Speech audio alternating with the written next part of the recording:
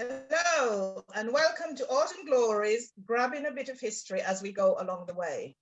This title, Grabbing a Bit of History as We Go Along the Way, was taken from a poem that I wrote back in November 2019 and shared with the group at one of our weekly meetings. When we found out that we were to perform for Black History Month, well, we set about trying to come up with a suitable name for our production. And after much toing and froing, we actually realized that we already had one covering the themes about the stages of our lives. So here we are, Autumn Glories, grabbing a bit of history as we go along the way.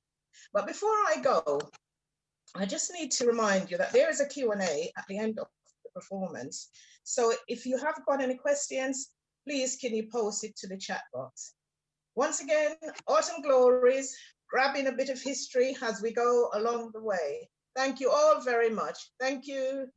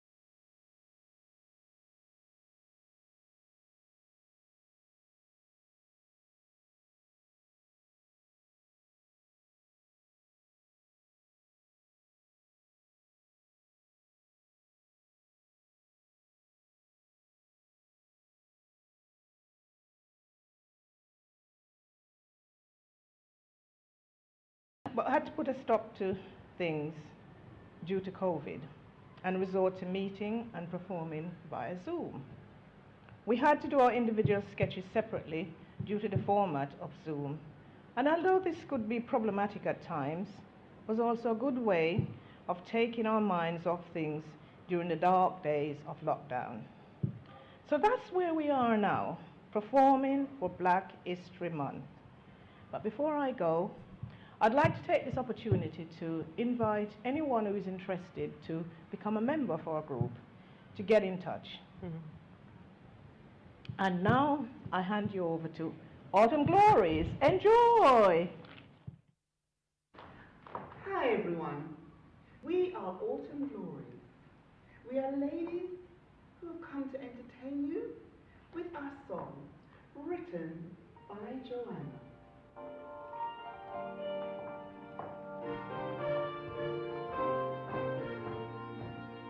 We are ladies who all have drama, and we bring our show to you, full of sketches, the panorama, telling stories old and new. Autumn Glories, the name we go by, reflects the journey of our lives. Grown-up ladies, just taking chances.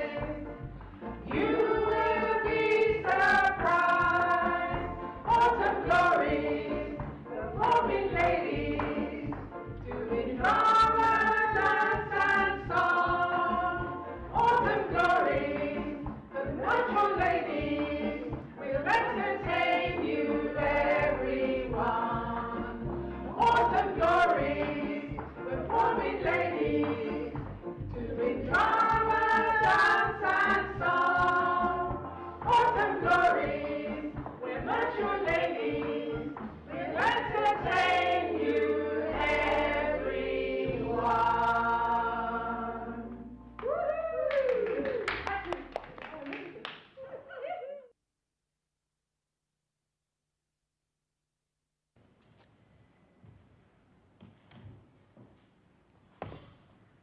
Oh my gosh, Mum.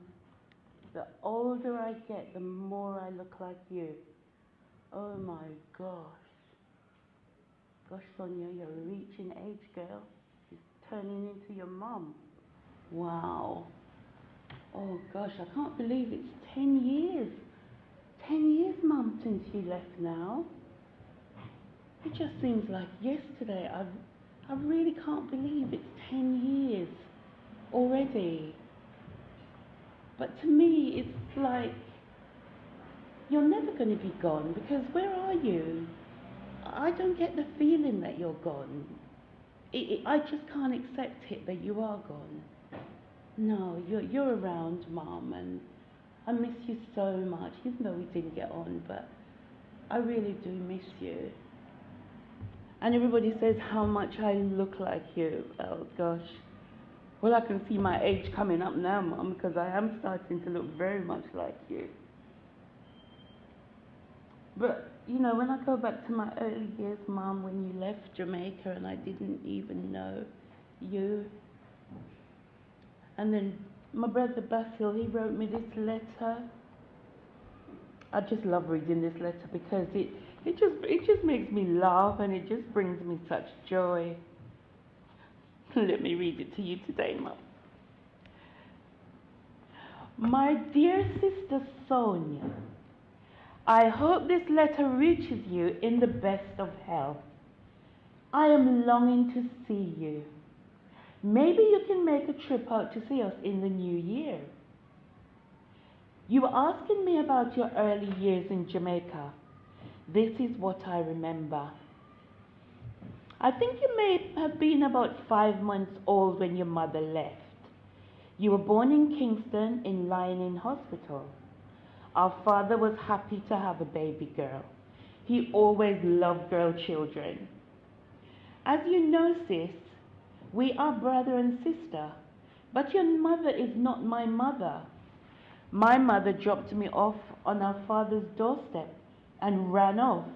I have never laid eyes on her since. Sis, I love your mother so much.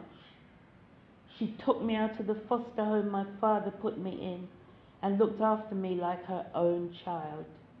I have nothing but praise for your mother, and she is the only mother I ever truly knew.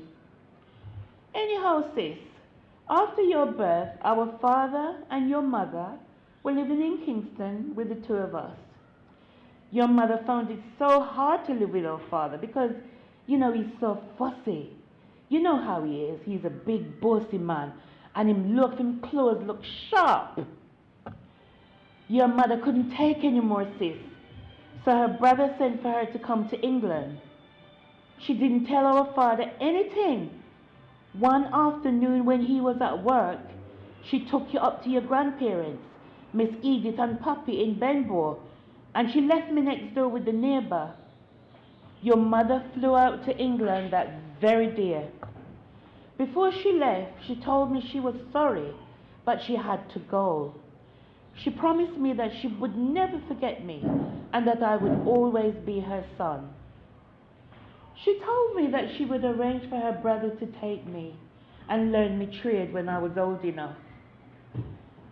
My dear sister, when our father came home that evening and found that your mother had gone, he flew into such a rage that they had to lock him up in Bellevue, the mental institution.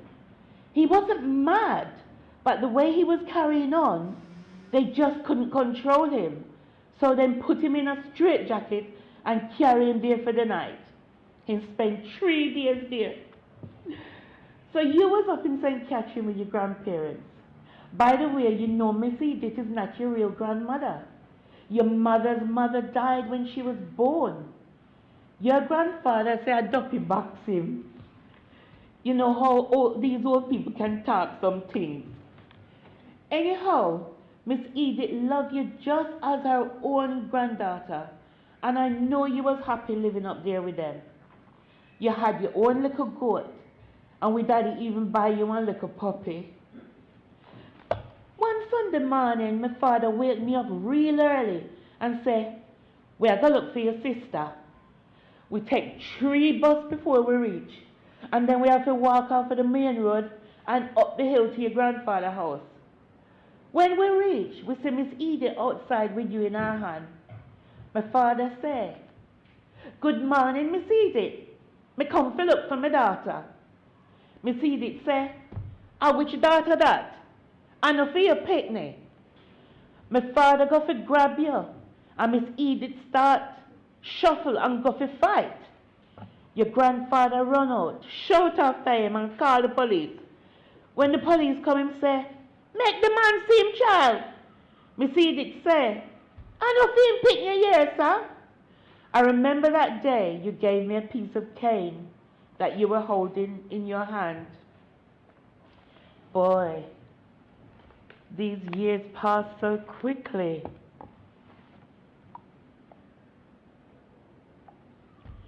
Few years after that, just before you were due to start school, your mother sent for you, and you went up with a lady named Miss Hazel, one of your mother's relatives from our district. You and her daughter Shani are close in age. When your mother wrote me, she told me that when you arrived in London, you didn't know her. She told me you point to Miss Ivy, her sister, when they asked you who was your mother. You feel your mother bad do you know? Your mother was a very beautiful lady, inside and out, and I loved her like she birthed me. She did put me with your brother for true, you know, who teach me trade. And now me a good plumber, you know, even better than uncle. Well, my dear sister, I hope these few lines give you more insight into your early life. Please remember to write me back. And please, do not send no empty letter. Your beloved brother Basil. Love you, girl. My brother, he's something else. I tell you, I love him so much. Those days. Mommy, 10 years. You're my Jamaican girl. You're my Jamaican girl. You're my Jamaican girl. You're my Jamaican girl. Carry the sake, go Linstead Market, not a quatty what sell. Carry the sake, go Linstead Market, not a quatty what sell. Oh Lord, what a night, not a bite. What a Saturday night. Oh Lord, what a night, not a bite. What a Saturday night. Daddy, don't go. You gone left me. You gone to England left me.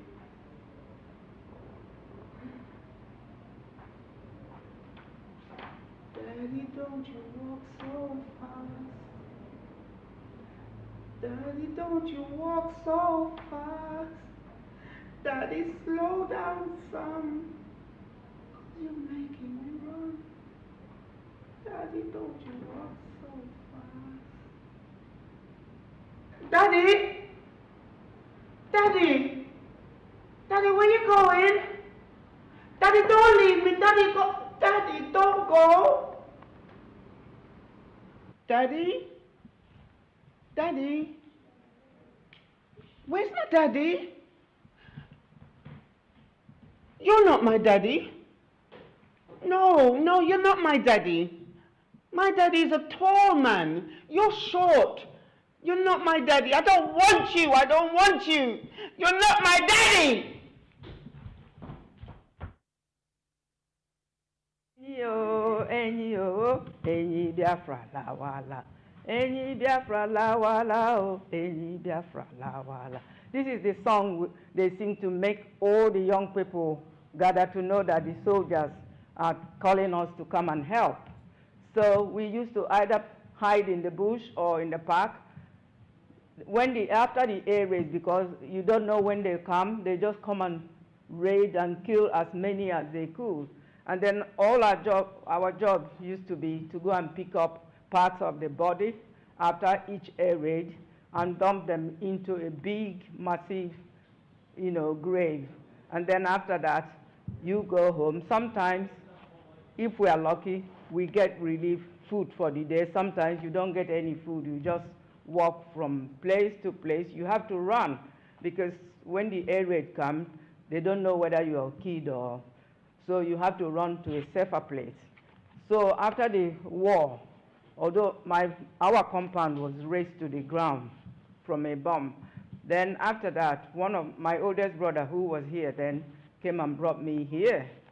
I came here, I studied, I found I can do something. So when I went to work with Springfield after my mental health training, I used to work with eating disorders, and most of the children, the adolescents, most of them are from very well-to-do families, and some of them get into problem because people call them fat face, or they look at all those models and they want to be like them, and so they stop eating, and from there they develop into something really serious.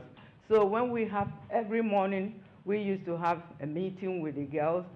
We talk about what we got, whatever you want to encourage them to eat. So when it was my turn, I used to sit them down and I said to them, look, I came from a very terrible place. Sometimes I don't even have food for weeks. I started working for my food at the age of 3 because I lost my parents so early. I said, if I can come to this London and make life and do all this, I don't see why you people with all the money, everything, will go into what you're doing. And then some of them will say to me, is that really true or you're just making it up? I said, no, I'm not making it up. You can go and check. And then after some time, the girls and the boys, they decided, oh, nurse, if you can put this in writing, we will buy it because it will give us courage each time we read your story. And this is how my book came about. So I wrote it. It's called the Moonlight Nights. I wrote it with the help of the girls on my ward. I used to work in Wisteria ward at the time. And after writing it, we all went through internet to find the publishers, and I got so many offers. But then I chose Author House. Author House published the book, and the first 250 copies I got, all of them sold within Springfield Hospital. And I still keep selling some to some people, but I've retired now. But sometimes some parents will get back to me and say, oh, we saw your book, so. It will be good for our children. Can you send it to us? Because it's written. Any child from the age of 8 can read it and can understand it. It's not big. And so I wrote it to encourage people, to encourage children, to tell them that whatever your life is, it's up to you, really. If you determine to be good and to do something, you will conquer in the end. And that is all about my book. The Moonlight Night, written by Uzonna Uwalaka. Like a long, lonely stream, I keep running towards a dream, moving on, like a branch on a tree. I keep reaching to be free, moving on, 'cause there's a place in the sun where there's hope for everyone, where my poor restless heart's gotta run. There's a place in the sun, and before my life is done, got to find me a place in the sun. This is a poem that I wrote back in December 2019. It's called Grabbing a Bit of History as We Pass Along the Way, which coincidentally is a title of our play. So here we go. Do you ever ask the question what it's all about? Why some people sit in the corner quietly getting on and others feel the need to want to shout? Well, I would say we're all grabbing a bit of history, making waves and adding to the mystery as we pass along the way. Not all can be superstars or even dream of taking a flight to Mars. We're all involuntarily molded and folded in the history pages as we grab that bit of history down the ages.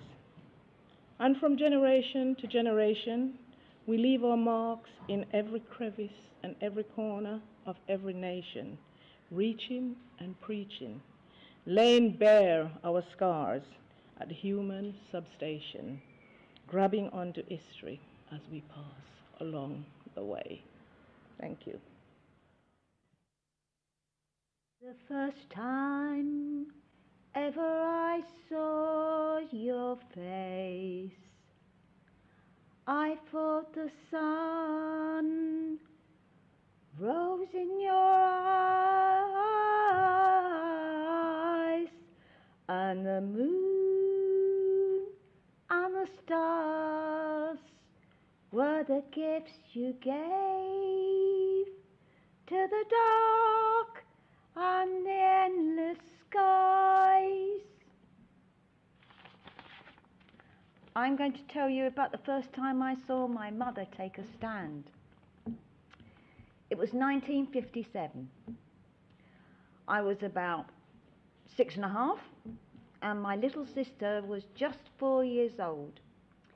We'd lived until then in North London, but both of our parents were true Cockneys, born within the sound of Bow Bells. Like many other families, we moved out of London into South Hatfield, a new town, where working class Londoners could have a whole house. When I say new town, it was really new. The houses were built in fields, the roads were mud, and the pavements were mud, with just curbstones marking out where the roads and the pavements should be. Very few adults had talked to or even seen a black person before, and none of the children had. One day, into this strange muddy street, with children making friends and playing out in their welly boots, came a black travelling salesman, trudging through the mud with his large, heavy suitcase. We were all fascinated, watching him knocking on doors and rarely getting an answer, let alone a kind word. He was kind and friendly, with a huge smile, and didn't seem to mind the excited children crowding around him and following him as if he was the Pied Piper, with mouths full of questions. As he moved up the street, when he knocked on the door, the housewives went out into the back gardens and chatted over the fences. And one by one, the mothers called their children indoors again until there was only my little sister and myself left. The mums had come out one at a time to take their children in. Two mums were kind of deputised by the mums over the back fence to come over to knock on our door and tell my mum to take us in too and send a street-long message to get her to toe the line, in a way. My sister and I were still talking to the salesman. We saw the women gathering, and the two passed us to get to our front door. What they didn't realise was that my mum was no stranger to racism. Not only were her parents Polish Jewish immigrants, but when I was being bullied in infant school, she told me how a gang of older boys would chant at her and the other Jewish school children, They'd be putting on an accent and chanting, "If you want a watch, buy a watch. If you don't want to buy a watch, get away from my window." That was not only anti-Semitic, but was also 1920s racial stereotyping. Since I've known I was going to tell you this story, I've tried to remember exactly what my mum replied to the neighbours. All I can remember is a lot of, "Why? Why? Yes, but why? And you know that how?" Then she called out to the salesman, "You look tired. Would you like to come in for a cup of tea?" Which not only astounded the mums, but made her message quite clear. They went off with their tail between their legs, while my little sister Helen and I got to chatter to and ask more questions of the salesman on our settee. I remember he was really nice, but really shy. I learnt the word boycott very early on, as my mum was very fervently anti-apartheid, and told us things like, "We don't buy outspan oranges because we don't support South Africa, as the white government there treats the black people badly." This was the first time I'd actually seen racism in person. Being a friendly, articulate person, my mother would win over the neighbours and remain friends. These kinds of things happened a few times, as she had totally different political beliefs to nearly everyone in the street. In later years, my mother, who was always an activist, went on to meet Archbishop Desmond Tutu and Nelson Mandela personally. To be young, gifted and black, oh, what a lovely, precious dream. To be young, gifted and black, open your heart to what I mean. In the whole world, you know, there are a billion boys and girls who are young, gifted and black. That's a fact. I was going through my daughter's papers from school. Would you believe it? She's coming up to 40 now, my baby daughter.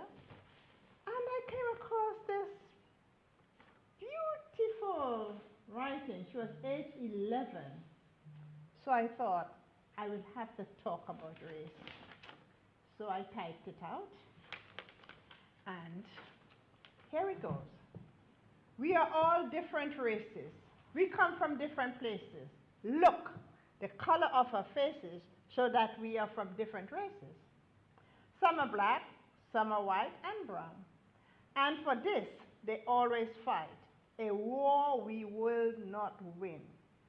We, us, you people, we fight all day and night, fighting for what we think is right. And for this, we fight a war where no one wins. Let's stand up and unite. Stop all the violent fight. Stop the shedding of our blood. Let us not feel the thirst of the opposite side.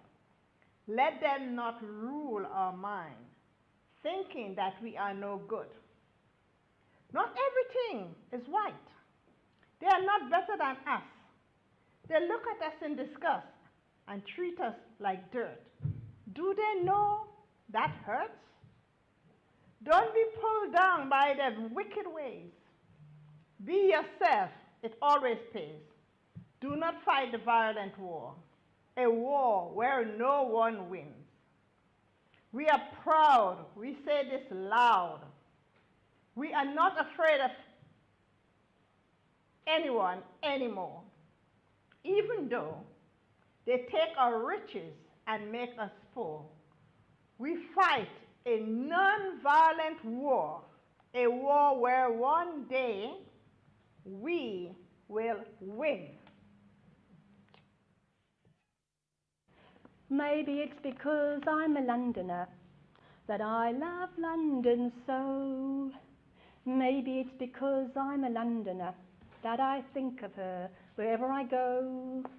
I get a funny feeling inside of me, just walking up and down. Maybe it's because I'm a Londoner that I love London town. Where are you from? Where are you from then? Asks the taxi driver. I'm from Brixton. No, I mean, where's that accent from? Oz? Oh no, it's South African actually. So what are you doing here then?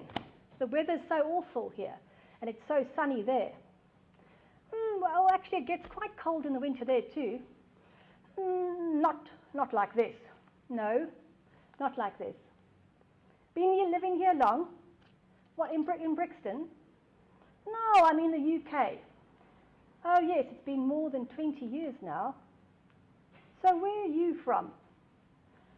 This time I ask a taxi driver. We've been talking African news and updates. Ghana's doing okay. South Africa's doing okay. This was pre-COVID, of course. Where are you from? Asks the hairdresser. I'm just down the road, actually. No, I mean the accent. Kiwi? Oh no, I'm from South Africa, actually. What are you doing here then? The lovely weather, the beaches, and all that great wine? Well, I had a chance to travel and life happened. Did you have a UK passport? No, I had an Irish granddad, so I'm very lucky. Oh, so what does that make you? Well, I'm South African. Some of my family goes way back there. Dutch, eh? No, Irish, French, English, French again, with a bit of German, and also Scottish. What part of England? Cornwall and Yorkshire. 2 parts French, eh? Yes, Catholic French on my dad's side, and Protestant Huguenot French on my mum's. So you've looked into it all? A bit. Not enough, actually. But I do know the Catholic French drove the Huguenots out of France. So it's a bit like my parents' marriage, really bumpy. And now? Well, I'm still South African. I'm still Irish by descent. And I'm also a UK citizen. I've become added layers like a cake. I'm a citizen of Lambeth, actually, at the town hall last year. I cried. Happy tears, happy and sad. Now, when people ask me who I am, I just condense my answer. I can really pinpoint it. I'm a Londoner, I say. What part, they ask. South London, I say. Oh, yes, I'm proudly Lambethian.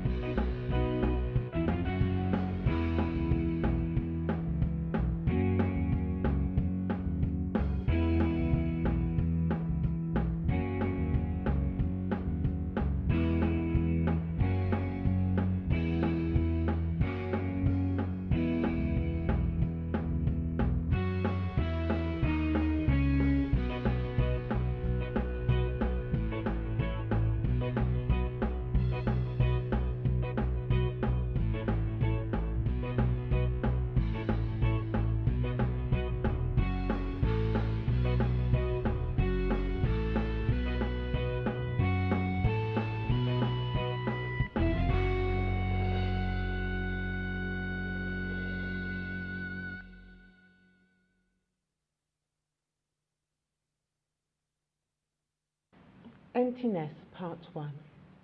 James left for Oxford University over 6 months ago. I'm so proud of James. The day he told me that he had been accepted at Oxford University, I was so proud. My baby, a young black man, has entered the bastion of Englishness, Oxford University. When he was at school studying for his A-levels, I told him he would have to work twice as hard as his white friends. He couldn't afford to ask about like them. To get the same opportunities as his white friends, he would have to put in the work. And work hard he did, because he received amazing A-level grades. Now he's at Oxford University. I can remember the day we packed up the car with his worldly possessions and made our way down the M40 towards Oxford.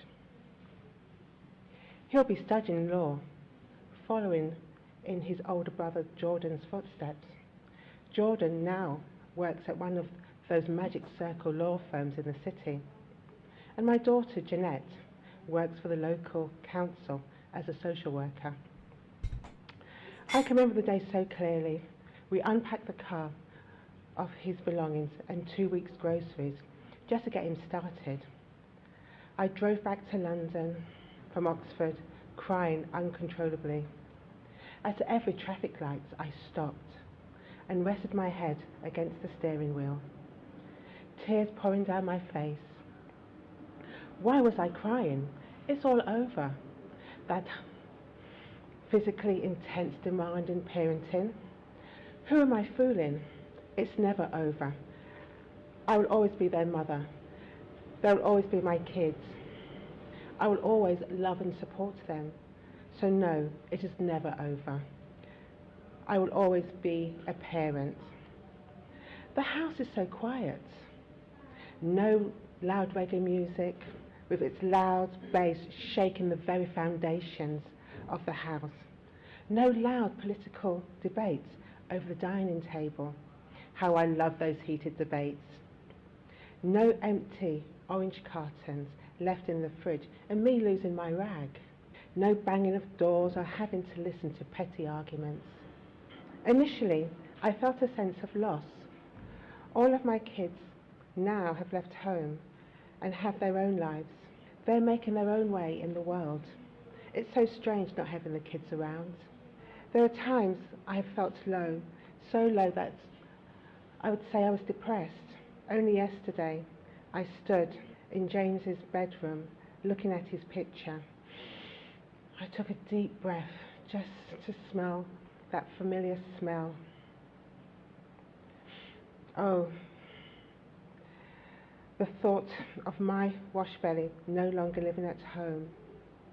The house is empty and so quiet. Loving you is easy 'cause you're beautiful. Making love with you is all I wanna do. Loving you is more than just a dream come true. And everything that I do is out of loving you. I remember 10th of April, 1977, when we first met. Look at us on the first date. I wrote this poem inspired by some words I found somewhere. It goes like this. Since the first day we met, I knew you were the one. God answer my prayers. You came down from above. You gave me your heart. You gave me your trust. From that very moment, it was more than just lust. I remember on one of our birthdays, our 50th birthday, because we both same age, as I had asked for someone around my age. Your sweet loving words can never be compared. I am your forever partner. My soul I have bared. Never put into question any of my feelings being true. I have found you, one and only love. Baby, that's you. I'd like to run away from you, but if I were to leave you, I would die. I'd like to break the chains you put around me, yet I'll never try. No matter what you do, you drive me crazy. I'd rather be alone, but then I know my life would be empty as soon as you were gone. Impossible to live with you,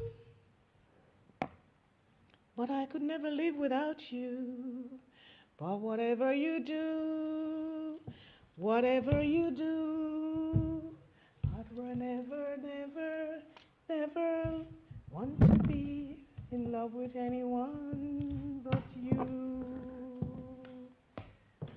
Oh, Lord. I can hear him now, you know. I can hear him now. About me.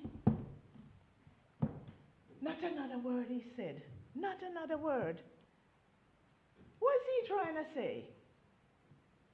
I'm raising his voice at me?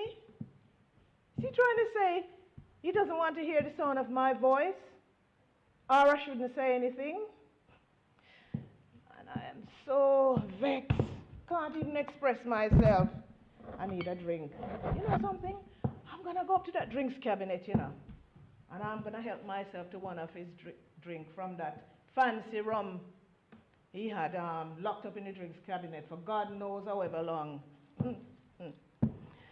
I remember when he got it, you know. Yeah, it must be about 30 years now. Yeah, over 30 years, yes. Here's the same night that the mayor presented him with this certificate. Yes, man, see? This lovely certificate in recognition for all the hard work that he did at the Domino Club. We were young back then, young and foolish, spending all our time at the Domino Club instead of fixing up our place, or even going on one of these cruises that some of our friends went on. Anyway, that doesn't matter now. It's like I always say to him, you know, love, we can talk about things, we can discuss things like we used to do back in the days. Back then, you know, he used to do a lot of the talking. And I used to put in my little bit every now and again. Not because I was afraid to express myself, but because a lot of what he said made sense and sounded good. And I agreed with. Now, him no want to talk anymore. Just go out and bring home random things. And if I disagree with him say, he's the man at the house. Now, him go one side and sulk, and then he's the man of the house. And he can decide for both of us. No, sir, I don't think so. That ain't going to work. And that's the reason why I want to sit down and discuss, you know, have a discussion with him, talk to him about things, let him know how I feel. Because I'd like to fix up the place, make it nice, you know, fix it up and make it nice and comfortable for us to move around. He said to me, he's comfortable the way he is. And I know he's not. Many a times I've seen him searching frantically through all of those things that he's got piled up, all the stuff he's got over the years. And on quite a few occasions, tripping up on there. You know, I know he's not comfortable, and you know something? I don't want to get rid of the stuff that he values. I don't want to get rid of the stuff that he has and he cherishes. I just want them out of the house. You know, just somewhere nice and comfortable, somewhere where he can access it. He can even sit down and relax and do what he want to do. And I've got my eye on a lovely shed down the garden center. Yes, it could go right here. Yeah. So,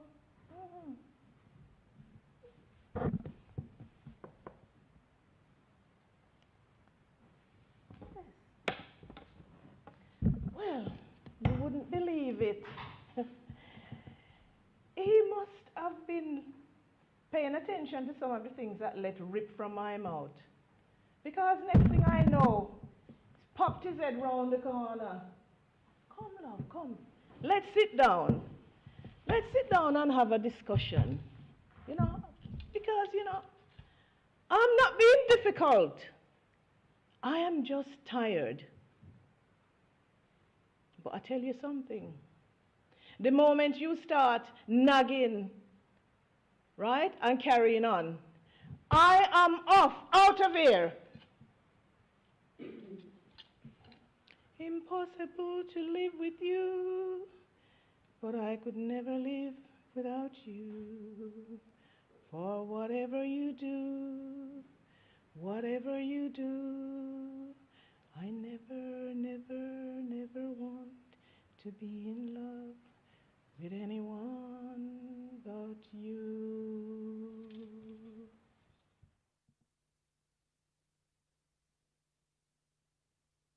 Emptiness, Part 2. My life evolved around the kids and their lives. Our lives evolved around the kids. I'm talking about my husband Julian. The kids were the glue that kept our marriage together. Just the other day, I looked across the dining room table and thought to myself, this is the man I married. This is the man I had kids with. We no longer have anything in common other than the kids. The glue has come undone. There I was thinking maybe, just maybe, we could rekindle our relationship, especially our sexual relationship. But Julian has not been there for me emotionally for a long time. I know he has a bit on the side chick, girlfriend, mistress, whatever you want to call her. He is having an extramarital affair. We live together but separately. To the outside world, we look like a happy, loving couple. The alternative would be a separation or divorce. At my age, I have too much to lose. The beautiful house here, the home the kids grew up in, the house in Ocherius, Jamaica, a stone throw away from the beach. I have too much to lose. I've invested too much time, money, resources and emotions into this marriage, into this union, to just walk away.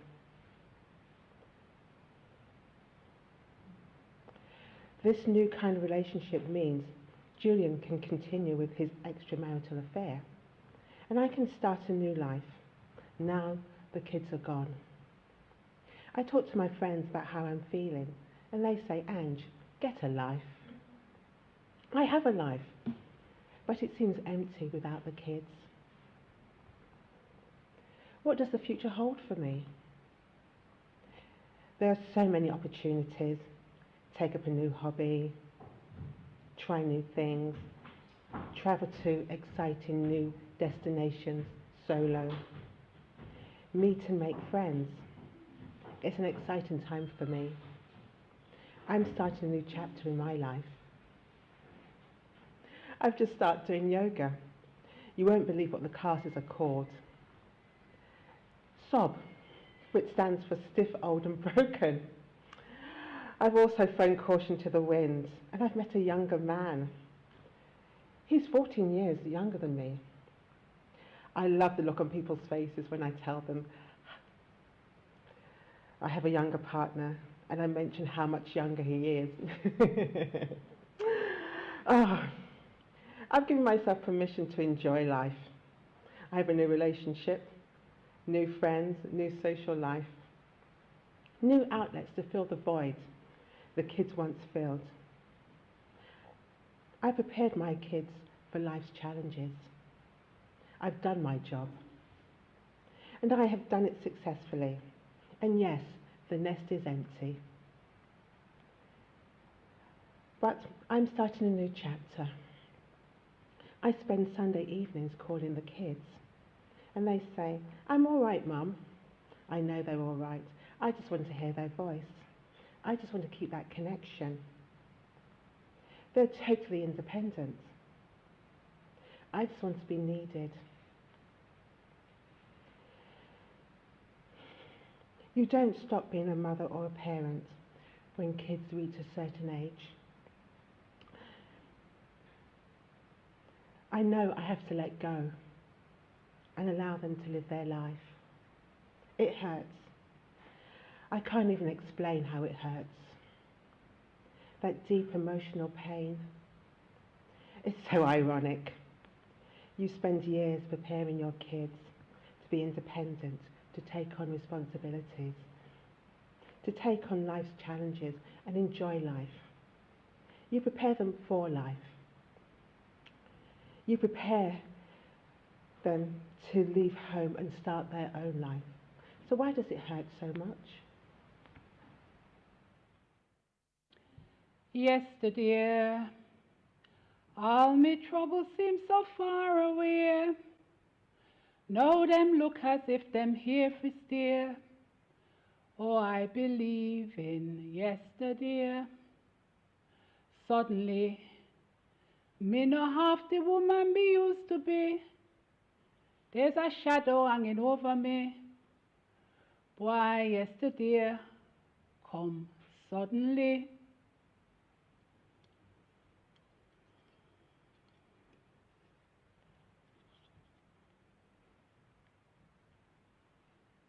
Nurse, me want go toilet. What are you looking at? You're looking at me as if I'm a nobody, like you're shake doo-doo off your shoes. Me smart, you know. I am somebody. I am Miss Joyce, MBE. I bet you don't know what the MBE stands for. Member of the British Empire. That is me.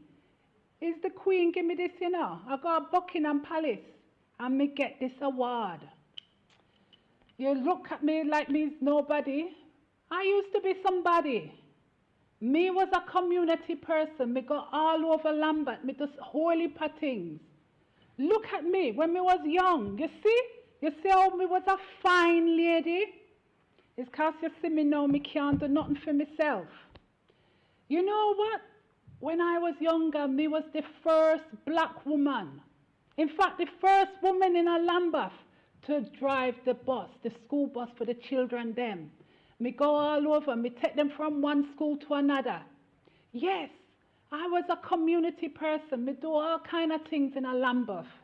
Me did even mix with all them people there. You know, the Olive Morris and Rudy Narayan, all them people that was in Brixton in the 70s. Them know me. Yes, I was somebody. And you know what me get this MBE for? Me form a choir. Me and some ladies, we used to go out of Brixton prison. We go all over London and we sing the gospel music to the people them. You know, them did love us. Them did love the singing.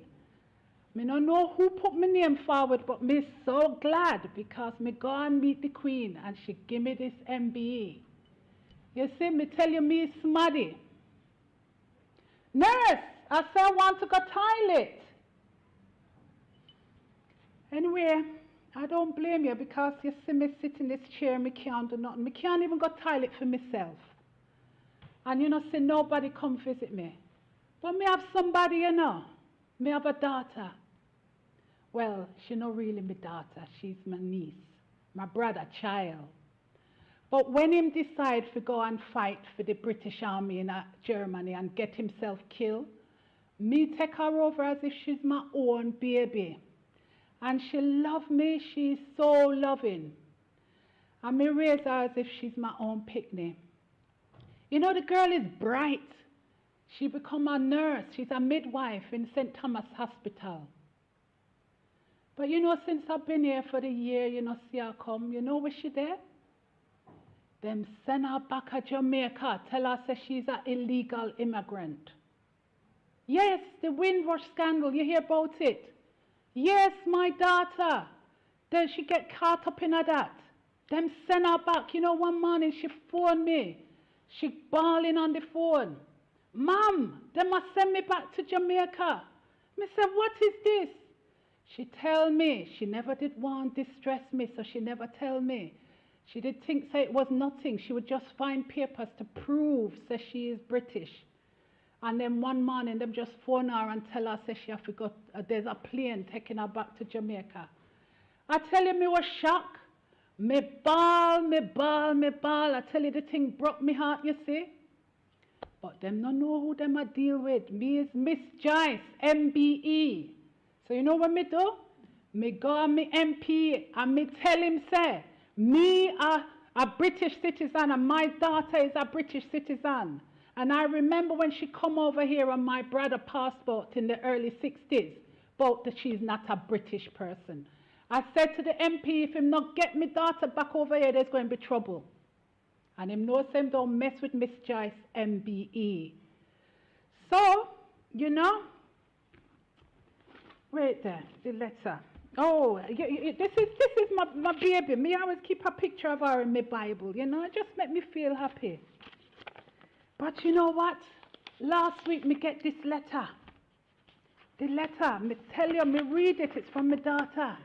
She said them book a ticket for her and she'll come back next week.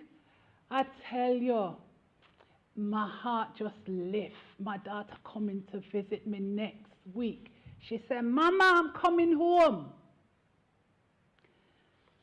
Mama, I'm coming home.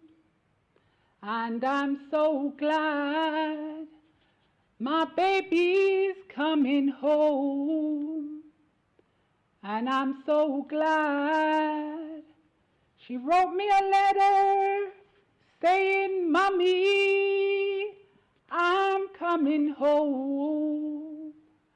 My baby, my baby, my baby's coming home. Nurse, me say me want go toilet. Every step I take, every move I make, every single day, every time I pray, I'll be missing you. Being a widow. There are lots of widowers out there, but I'm only talking about me. When my husband passed in February 2011, 9 years ago, oh how time flies. We had been married for 50 years. Over the years, I cried a lot and prayed. I was very sad for a time. Then I said to myself one day, he's not coming back, whatever I do or say. Best foot forward, God's grace, and hope for the best. So onward and upward I go. My youngest, although now married, is still with me. The other two married and gone. They have not forgotten me. Over the time, I got over it, him, move on with life. I'm happy as I am.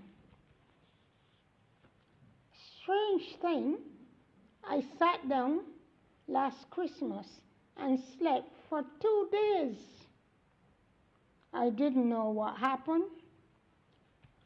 All day Tuesday,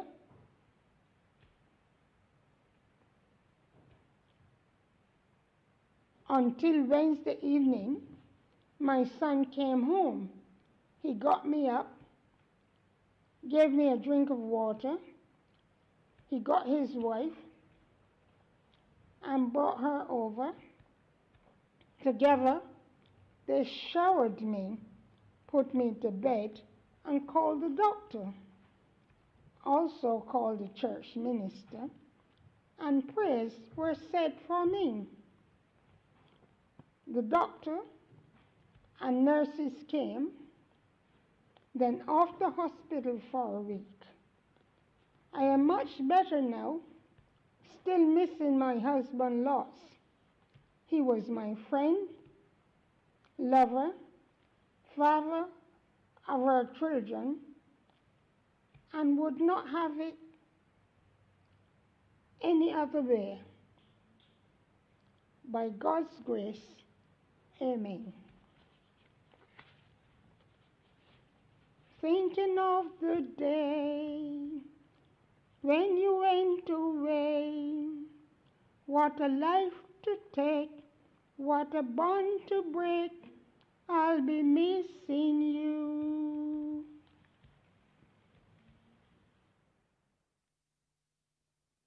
If I could get another chance, another walk, another dance with him, I'd play a song that would never end. How I'd love, love, love to dance with my father again. Becoming half an orphan. Dad's face on a funeral service sheet. Never given it a thought, really. You just think your parents are here forever. So when Dad died, it was quite a shock. They had said there was nothing more they could do for him. Clearly, I didn't understand. I thought someone else was coming to sort things out, another medical body. Fortunately, I'd spoken to Dad earlier. He told me, "It's so good to hear you." I told him, "All right, Dad, I'll call you when I get home from work." On arriving home, my husband gave me the news. But how can that be? I've not long spoken to Dad. Here's the thing, the time difference. We in Barbados, Mum and Dad in England. No news is good news, they say. My dad used to say, "I don't know why they call it news, because news is never good." Trust me, that saying's out the window. All I know is Dad's no longer here. But I was glad I called home that day. Little did I know that I would never have heard his voice again. Life changes just so. My godfather comes to mind. He died in 2008. I remember being at his funeral and thinking, strange things we do with our dead people. You choose a nice coffin, you sing a few hymns and say prayers, you dig a hole, you lower the coffin, fill the hole, adorn the top with beautiful flowers, and eventually walk away. Job done. I said, "Husband, hear me now. No hole for me. Nice vase on the shelf, or else." And there we have it. A new stage in life. It's the same for everyone, really, just approached at different times. Only who knows it feels it. You feel numb. Your mind is a crooked mess. You can't think straight. Many thoughts and emotions. Well, came the day of the funeral. "Dad's here, Mum. We can go to church now, then on to the crematorium." Job done. Back at the wake, people were buzzing around. I wanted to scream and tell them, leave us alone." I swear they come just to watch the bereaved grieve, tell tall stories and feast on the menu. I've seen my dad twice, you know. The first was at his wake, walking through the center of the hall, a smile on his face, as if to say, "Wow, these people are here for me?" And then all of a sudden, he just disappeared right where the coffin was, where it had stood earlier. And then the second time, he came in a bright ray of light. He came as a young man, with his walking stick though. He smiled, but he never spoke. I told him, "It's so good to see you, Dad, it's so good." I've not seen him since then. I guess he must be okay, they say. Something I've learnt though, the pain, it never goes away. It eases over time. And that's because you learn to live with it. Yes, time is a healer. No one knows how much time you'll need. It's all in your own time, mind. But here's something I do know. I'm going to have to do this all again. Not really looking forward to it. And then you know what? Then I really will be an orphan. Thank you. If I could get another chance, another walk, another dance with him, I'd play a song that would never, never end. How I'd love, love, love to dance with my father again.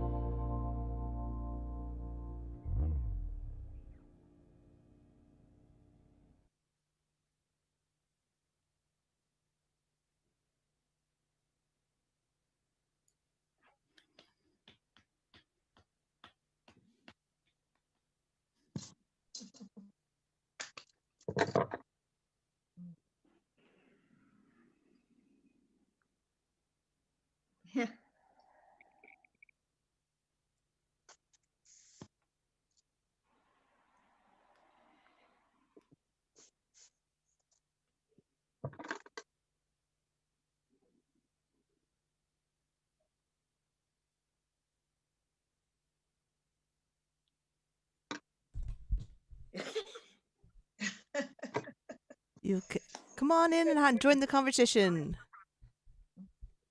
Yeah. Come on in and join the conversation. Hey, Galina, hi. Come on in and join the conversation. Hey, Hello. Galina, hi.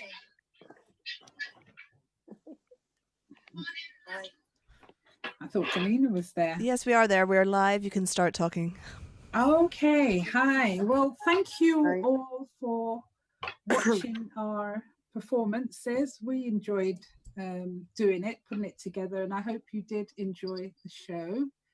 I can see that there are some questions in the chat box, and we've got some time for question and answers, or if you just want to make comments. I'm not sure how long we've got, Galina, but you know, if anyone wants to raise a question, then fire ahead. Do you want me to just go through what's in the chat? Yes. Why not? I would do that if I was you. Right. Well, I'm looking at some of the comments here.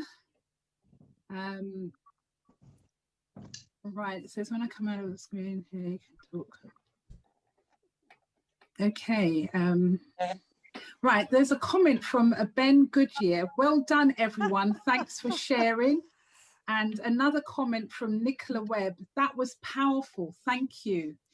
If you're still there, because unfortunately we can't really see the people who's logged on, but if anyone wants to share what they thought about the performance, we're really appreciative of your comments, and you know, we appreciate that you found it very powerful. We wanted to just portray different images and different experiences of life. But if you know, Tony Adams has mentioned that it's inspirational.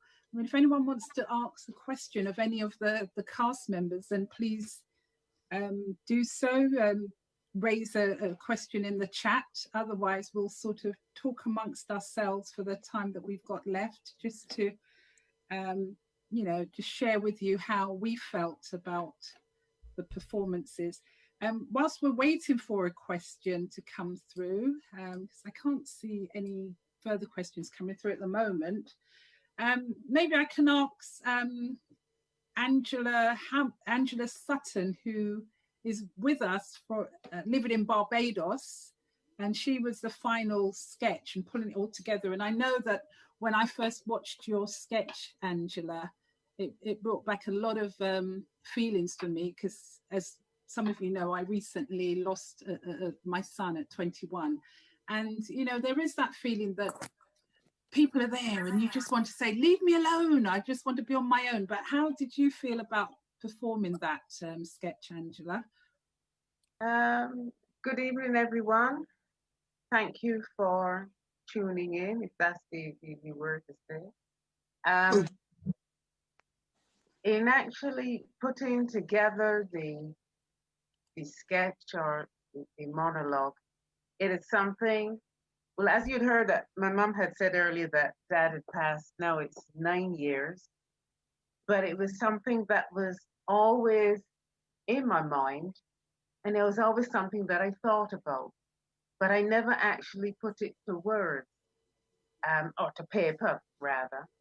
And it more or less came about because myself and my husband were visiting England in February. And as you know, lockdown came in March. But just between the arriving and lockdown time, I followed Mum and Maud to one of their drama sessions.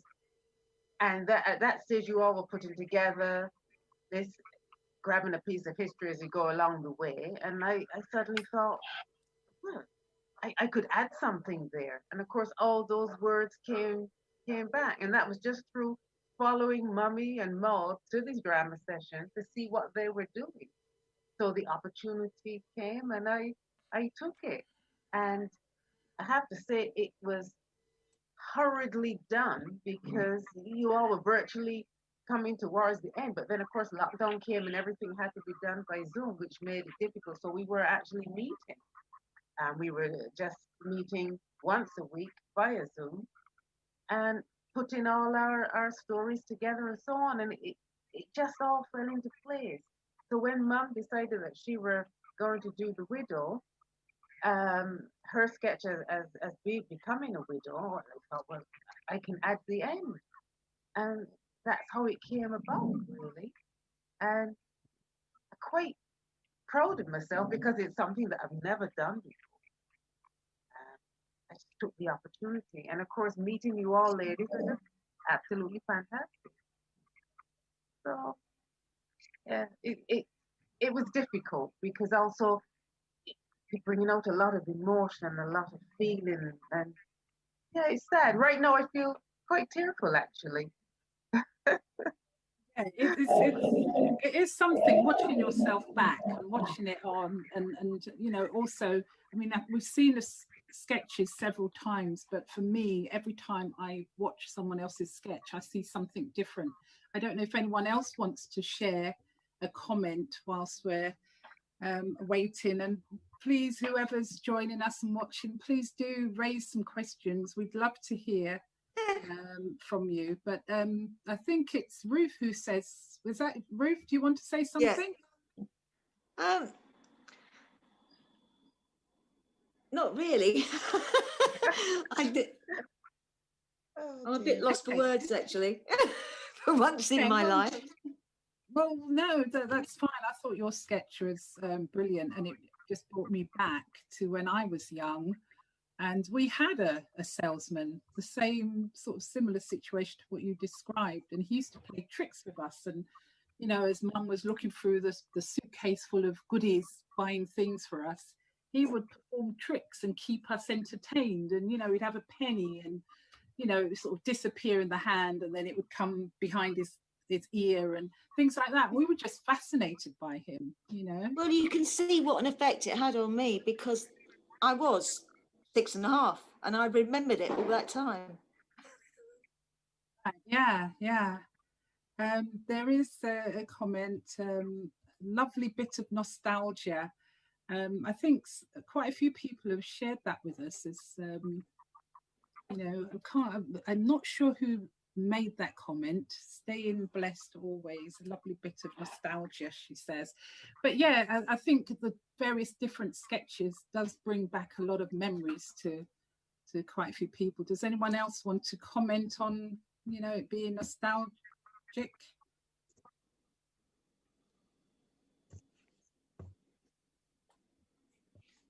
Sonia, I can see your hands raised. You're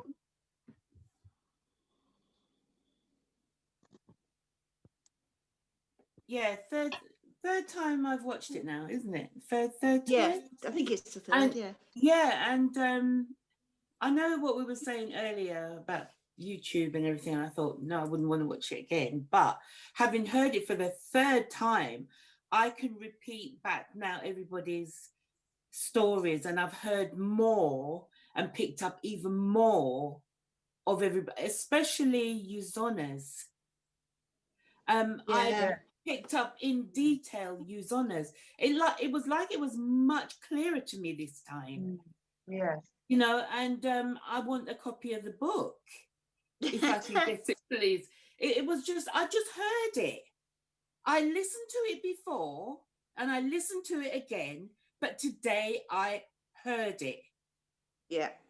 And I mean, I don't know if I can face reading the book, because it's so dreadful for a small child to have gone through what you went through. But I think I would like to have a copy and just delicately open the pages and see what I can read if it's not too dreadful. But yeah, I really heard your story, and I don't know how you survived that. And went home and ate after putting the bodies in the hole. Would you like to comment on that, Ozana? Have you got anything to add?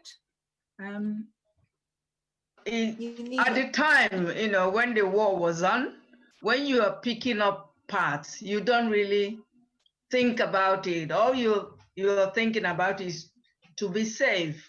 So you're doing it quickly. And I never thought of it because I was much younger, and you know, the war went on for years. So if I don't eat, sometimes, so it's, you know, when people think of war, they see it on telly, they think it's something that is just there. But when you are in it, it's a dreadful thing. And I will never want to be anywhere where there is war. I'd rather go and starve. It's horrible, but that's it. But if you want the book, it's on Amazon anywhere, because I haven't got copies anymore. Right. Maybe, if there's a way that we can get a link or something, then maybe we can share that later.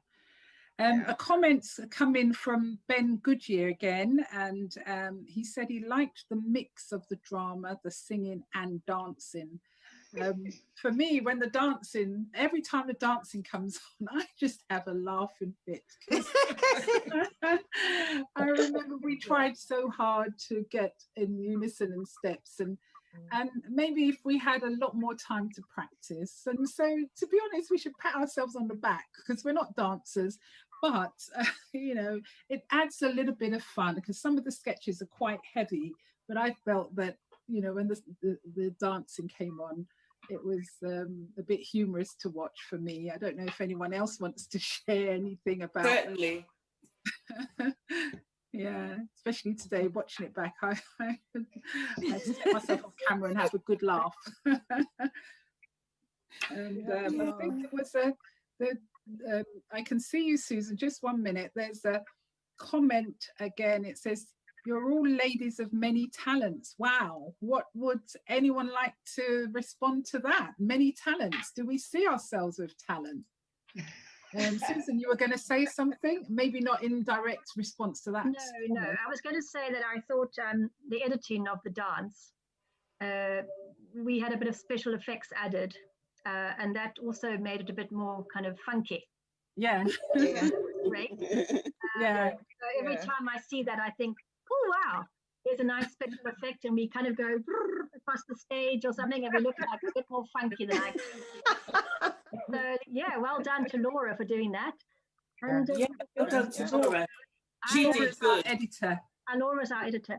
I just think to say thank you very much, that's a wonderful compliment. And I think, yes, I think we've amazed each other and ourselves. Doing it by Zoom was really, really difficult. And we stuck to it. And I'm really proud of the film. And I agree with Sonia. You kind of think, oh, and then, as you say, you see something new every single time. And I'm thank you very much for saying that. But yes, I personally am really proud of the film. So it's been a great... It wasn't just performing as well, it was writing everything, because everybody wrote something. Yeah, no, absolutely. So I think, yes, thank you very much. And we'll take it. We'll take the compliment. Thank you. Thank you. I can't see any more questions. If there's anything else that anyone wants to add. Thank you. It was powerful. A comment from Nicola Webb. That was powerful. Thank you. Well, we thank you for your compliment, Nicola. And, you know, we're really grateful that you found it powerful. We just wanted to convey different feelings and emotions over a sort of a lifetime of events. I don't know if anyone else wants to say something. Shani? Yeah, I was just going to say that that feeling of loss never, ever, ever leaves you. And we've all carried those feelings all through our lives, through our teenage years, and now into our autumn years. And it, you know, I think for everyone, it's been almost like it's almost like yesterday, like it just happened yesterday. And I think everyone did really fantastically well.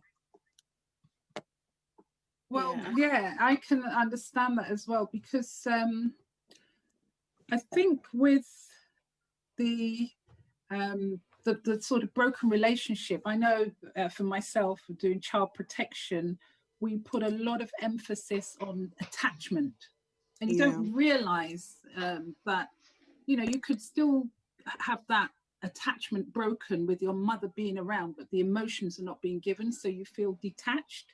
And it's a very important aspect of a child's development. And a lot of children during the Windrush period were, you know, removed, were left behind, and they came back to England and couldn't really bond with parents. Absolutely. And I know when I was watching your sketch, Shani, you came to England and you just didn't recognize your father. You didn't want that person.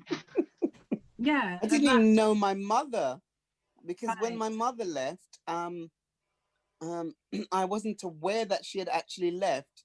And to hear Sonia say that my mom actually brought her to England, and I didn't even know my mom had left to come to England until I came to England and she was here, because I stayed with my grandmother. And then my father, although I had a very vivid image that I thought was my father, it turns out I was looking at my cousin as my father, because my cousin was a very tall man and a very handsome man, and I've come to this little short, ugly looking man. I refused him. I refused him. I said, "You're not my daddy. You're not what I remember. My daddy was tall and handsome." You know, so a shock. it was a real shock, a real shock. We have got another question. Oh, sorry to cut you. Carry on. Yeah, I'm just thinking that coming here with that, I wore a grey woolen suit, which itched me all the way on the aeroplane. Oh dear! And I came out of the aeroplane with the hostess who was escorting me. BOAC, that by the way, it was BOAC. Oh yes, I remember. There's this woman, and I'm itching and wiggling around, and because this thing is itching, and it was so cold. It was so horribly cold, coming from my lovely, lovely, beautiful, warm Jamaica, to come this horrible cold house with ice on the icicles on the inside of the window. It was horrible. But the days in the 60s. And we have a question from Ben Goodyear again. He says, when's the next performance? Now, who wants to answer that?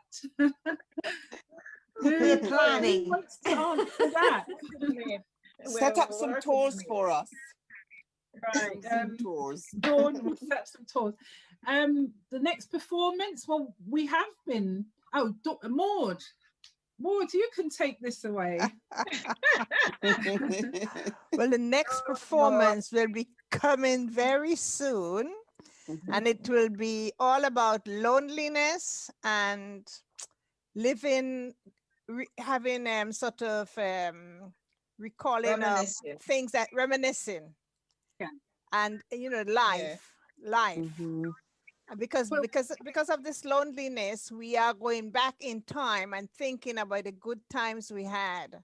Without being locked up and being lonely in this room, having to isolate and all these other things. So we are going to come out bubbling. Well, yeah, we have been working on what we're going to do. We're hoping to do a performance round about the festive Christmas period with, as Maud said, the theme of loneliness. But we're also going to try to bring in some sort of humour and try our hands at comedy if we can. Definitely. We can still tackle a very heavy and difficult subject like loneliness, which so many of us have felt through this COVID and lockdown period. Yeah. And thank God for Zoom and thank God for Autumn Glories. But we are hoping to have this performance around loneliness or being alone, but bringing in images of festivities and so forth. So it's in its infancy, and we are working on it. So hopefully, Ben, we will get the info out nearer to the time. And Upper Norwood Hub has been very good to us. So we do hope that we will be able to perform to you again around near Christmas. And he says that sounds good. So hopefully we've got a fan, and you might log on and see our next performance. And who knows, maybe you might want to come and join us.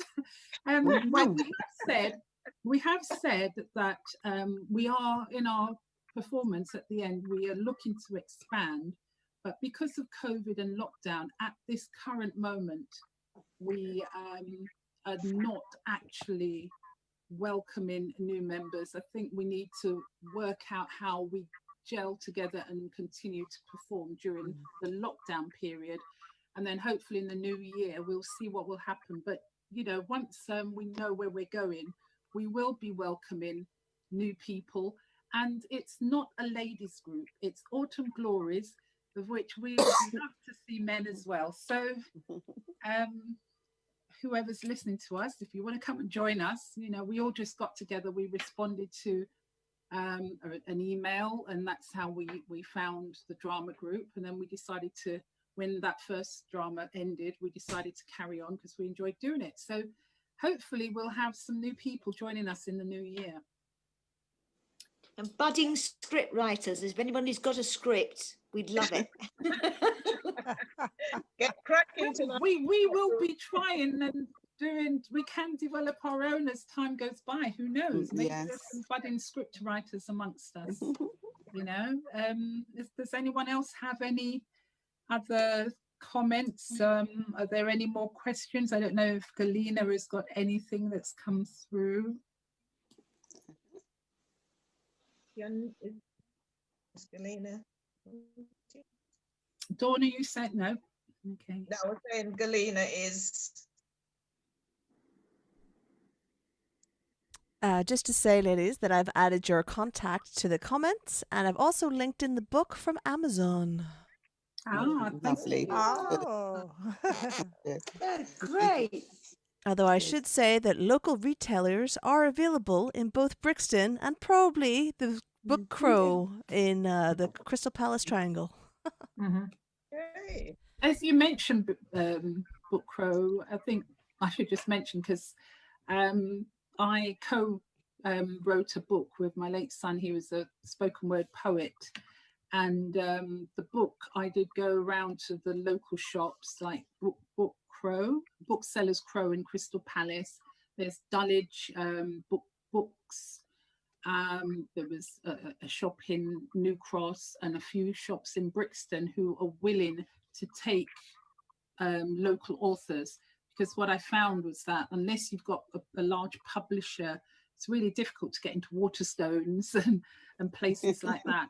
But, you know, if you're local and you walk into the local bookshops, you may find that some of them are willing to maybe take a handful and see how it sells. So that's probably a way of, you know, getting local people to be interested in your book. I've got a comment here. Ben, sounds good. I've added the link in the book. Oh, I think that's Galina. I think that's us done now. All right, okay. So, yeah, so I think that's it really, isn't it? I don't know if anyone's got final words that they want to add. Just to say thank you to the people who are watching. That's exactly what I wanted to say. Thank you for your time. Yes. Thank you all. Yes. And thanks to Up and Norwood Library for hosting us. Yes. Yes. Yeah, and Galina, you've been very helpful and very supportive. We want to thank you for giving us the opportunity for showcasing our performance. Thank you, Galina. And thank you everyone for logging on and taking your time on a Wednesday evening to see us. And hopefully we'll be back with the next performance. Thank you very much and good night. Good night. Thank you. Take care. We'll be back. Bye. We will. Bye. Bye-bye. Bye.